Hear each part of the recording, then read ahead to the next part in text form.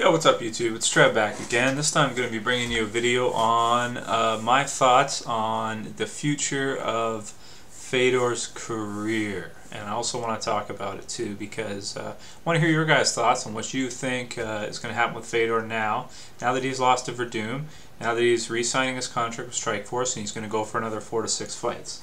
Now, I personally think that Fedor's best days are pretty much behind him.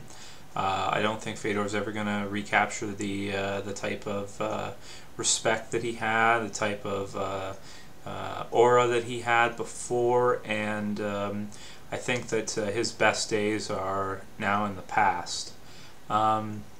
So I want to know what you guys think. Do you guys think that Fedor's best days are in the past, or do you think that he's going to be able to come back from this loss to Werdum and with his new contract is going to clean out the Strikeforce heavyweight division?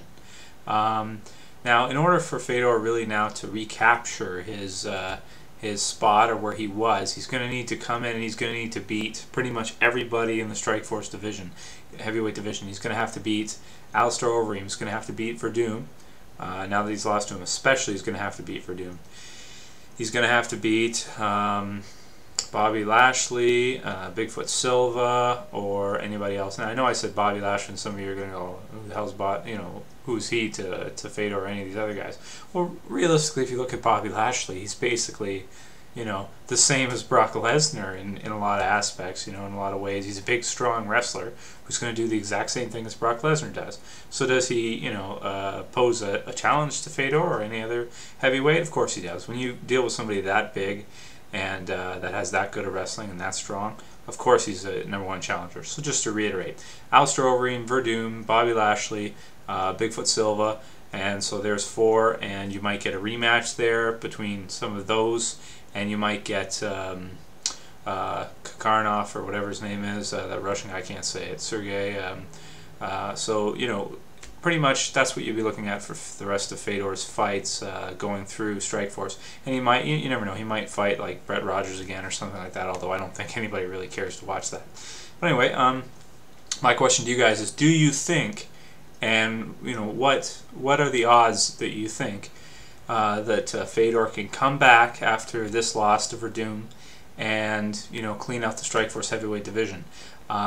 I personally think that that Fedor's best days are far behind him at this point. I don't think he's ever going to be able to come close to the kind of respect and reputation that he had post Pride days. I think the peak of Fedor's popularity and the peak of his respect that other fighters had and him being thought of as the best fighter in the world is probably over for good. I don't think he's going to be able to recapture that now. I think that right after Fedor left Pride and he did a bunch of fights and then he went to Affliction and he won 2 fights, before he fought Brett Rogers was pretty much right around the peak of Fedor's skills, right around the peak there. And I think he's really come down since then. I think he's lost weight, he's lost muscle mass, he's not as strong as he was before, and against the new age fighters, that is huge. I don't think that Fedor was really doing much weight training, and he really needs to step that up and start to improve his strength again, because fighting these bigger, way stronger fighters like Overeem, Bobby Lashley, or anybody in the UFC for that matter, Carwin, Lesnar, the list goes on and on. Having the strength level that these guys do and the weight difference between them and Fedor is just too much, for Fedor to make up with, or to make up with just skill.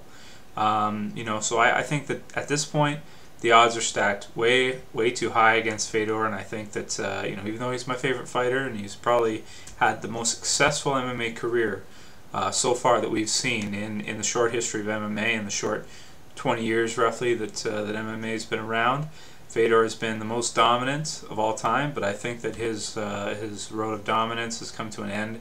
I don't think he's going to be able to come back and top. I think his prime is done. I think it's over.